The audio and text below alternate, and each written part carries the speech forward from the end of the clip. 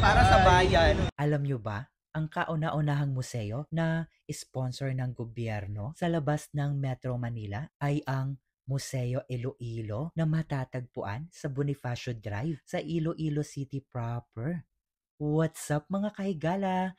By the way, I'm Bridge Parpado, your Kahigala Vlogs. Sa hindi nakakaalam, gumagawa ako ng travel, food trips, work life, and even in between contents.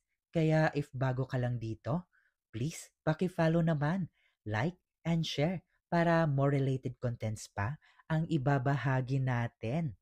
Uy, alam nyo ba, si Sergio Pinansales, isang Ilonggo na arkitekto, ang nagdisenyo ng gusali ng museo. Ang museo na ito ay naglalaman ng isang malawak na hanay ng mga kultural na pamana ng Iloilo. Kabilang na dyan ang mga katutubong palayok sa panahon ng bato, mga lugar ng libingan, mga fossils, alahas, mga palayok na pangkalakal mula sa China, Siam at mga larawan sa panahon. Dagdag nito, mga alaala at mga labi ng digmaan. Isang lumubog na barko ng Britanya, iskulturang Pilipino sa panahon ng Kastila at sining na ginawa ng mga Ilonggo artists at craftspeople.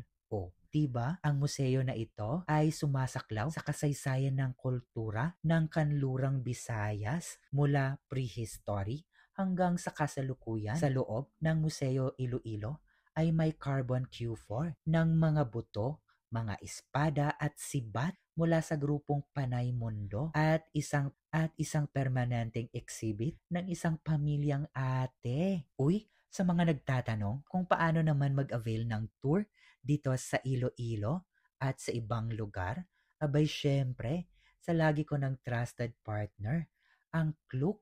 At huwag ninyong kalimutan, gamitin ang aking Klook discount code, Kahigala Klook, para may 5% off discount ka na.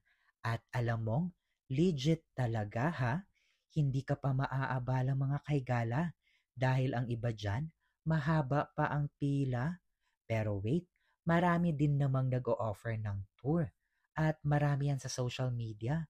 Pero para sa akin, be smart at always check ninyo yung reviews para iwas maaberya. Alam nyo na ayaw natin ng ganyan, lalong-lalo na pag sa galaan. Kaya recommended ko talaga si Klook sa inyong mga kaigala.